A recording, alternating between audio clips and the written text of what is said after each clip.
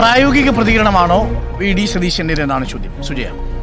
പ്രായോഗിക പ്രതികരണമൊന്നുമല്ല, ഗത്യന്തരമില്ലാതെ നിൽക്കക്കള്ളിയില്ലാതെ നടത്തിയ പ്രതികരണമാണ്. കാരണം രമേശ് ചെന്നിത്തലയ്ക്ക് കിട്ടിയ പിന്തുണ അത് യഥാർത്ഥത്തിൽ വി.ഡി. സതീശനെ ഞെട്ടിച്ചിട്ടുണ്ട്. അല്ല എങ്കിൽ ഇത്ര പെട്ടെന്ന്, അതായത് കഴിഞ്ഞ ദിവസം നമ്മൾ ഈ ചർച്ച നടത്തിയപ്പോൾ ഇവിടെ മാഡം അടക്കം പറഞ്ഞത് വി.ഡി. സതീശൻ ഒരു വളരെ പ്രായോഗികമായ നിലപാടുകൾ എടുക്കുന്ന, അല്ലെങ്കിൽ വി.ഡി. സതീശന്റെ നിലപാട് അത് ഉറച്ച നിലപാടാണ് എന്നാണ്. പക്ഷേ ഇതാ പറഞ്ഞ് 24 മണിക്കൂർ തികയുന്നതിന് മുൻപ് തന്നെ വി.ഡി. സതീശൻ ഇവിടെ നിലപാട് മാറ്റിക്കഴിഞ്ഞിരിക്കുകയാണ്. എം ഹസൻ തൊട്ടു പിന്നാലെ എത്തി സതീശന്റെ നിലപാടിൽ മാറ്റമുണ്ട്, അതായത് നമ്മൾ വിലയിരുത്തുന്നതല്ല, എം ഹസൻ തന്നെ പറയുകയാണ് വി.ഡി. സതീശന്റെ പഴയ നിലപാടൊന്നും അല്ല കേട്ടോ, ഇപ്പോൾ ആ നിലപാടൊക്കെ മാറിയിട്ടുണ്ട് എന്ന്. അപ്പോൾ ആ മാറ്റത്തിന് പിന്നിൽ സത്യസന്ധതയില്ല എന്നതാണ് എൻ്റെ വിലയിരുത്തൽ. കാരണം സമുദായ നേതാക്കളുടെ തിണ്ണ നിറങ്ങില്ല എന്നൊക്കെ പറയുന്നയാൾ അത് പെട്ടെന്ന് തിരുത്തുന്നു എന്ന ഒരു രീതിയിലേക്കൊന്നും വരുന്നില്ല. മുഖ്യമന്ത്രിയെയും മന്ത്രിമാരെയും വിമർശിക്കുന്നത് പോലെ പ്രതിപക്ഷ നേതാവിനെയും വിമർശിക്കാം. അത് ഇനിയിപ്പോൾ വി.ഡി. സതീശൻ പറഞ്ഞാലും ഇല്ലെങ്കിലും ആ വിമർശനം ഉണ്ടാകുമെന്നുള്ളതൊരു കാര്യം. വെള്ളാപ്പള്ളി നടേശന്റെ പ്രസ്താവന പരിശോധിക്കും.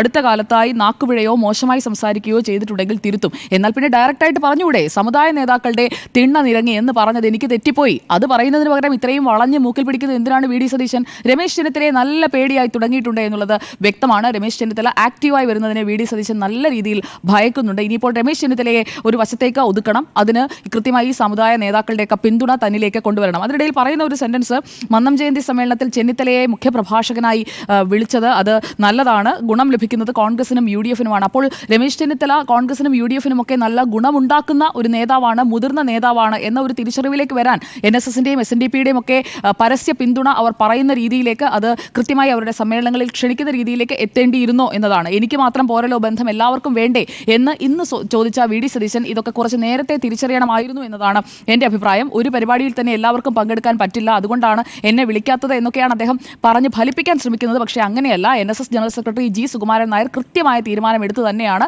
രമേശ് ചെന്നിത്തലയെ പരിപാടിയിലേക്ക് വിളിച്ചത് എന്നുള്ളത് വ്യക്തമാണ്. സമുദായ സംഘടനകൾ അവർക്ക് കൂടുതൽ അടുപ്പവും ബന്ധവും ഒക്കെ ഉള്ളവരെ തന്നെയാണ് പരിപാടികൾക്ക് വിളിക്കുന്നത്. അതുകൊണ്ടാണ് രമേശ് ചെന്നിത്തലയെ വിളിച്ചത്.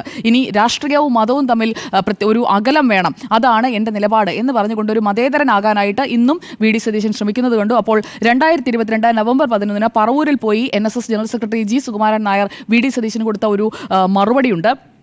പെരുന്നയിൽ എൻ്റെ അടുത്ത് വന്ന് നിയമസഭാ തെരഞ്ഞെടുപ്പിൽ ജയിപ്പിക്കണമെന്നാവശ്യപ്പെട്ട് 24 മണിക്കൂർ കഴിയും മുമ്പാണ് ഒരു മത സാമുദായിക സംഘടനകളുടെയും തിണ്ണ നിരങ്ങുന്ന സമ്പ്രദായം തനിക്കില്ല എന്ന് വി.ഡി. സതീശൻ പറഞ്ഞതെന്ന് പറയുന്നു. അതേ 24 മണിക്കൂറാണ് കഴിഞ്ഞ ദിവസത്തെ പ്രതികരണത്തിൽ നിന്ന് നമ്മളിപ്പോൾ ഇവിടേക്ക് വരുമ്പോൾ കാണുന്നത്. എന്തായാലും രമേശ് ചെന്നിത്തലയെ കൃത്യമായി NSSും SNDPയും സ്വീകരിച്ചു കഴിഞ്ഞിരിക്കുകയാണ്. ആ പിന്തുണ കണ്ട്, ആ പിന്തുണ മറ്റ് മുതിർന്ന കോൺഗ്രസ് നേതാക്കളുടെ പിന്തുണയും രമേശ് ചെന്നിത്തലയ്ക്കാണ് എന്നത് മനസ്സിലാക്കിക്കൊണ്ടാണ് ഇപ്പോൾ വി.ഡി. സതീശൻ കുറച്ച് താഴേക്ക് ഇറങ്ങാൻ തയ്യാറായിരിക്കുന്നു. ഇത്രയും നാള് ഞാൻ എന്ന ഭാവത്തോടെ മുകളിലിരുന്ന് താഴേക്ക് നോക്കുകയായിരുന്നു. ഇപ്പോൾ താഴേക്ക് കുറച്ചിറങ്ങിയിട്ടുണ്ട്. നിലത്ത് തൊട്ട് എല്ലാവരെയും സമഭാവത്തിൽ കാണുന്ന രീതിയിലേക്ക് വി.ഡി. സതീശൻ മാറിയാൽ അദ്ദേഹത്തിന് കൊള്ളാം. ഇത് പ്രായോഗിക പ്രതികരണമല്ല, ഇത് നിൽക്കക്കള്ളി ഇല്ലാതെ നടത്തിയ, കൈവിട്ടു പോകും കാര്യങ്ങളെന്ന് മനസ്സിലാക്കിക്കൊണ്ട് നടത്തിയ പ്രതികരണമായിട്ടാണ് ഞാൻ മനസ്സിലാക്കുന്നത്.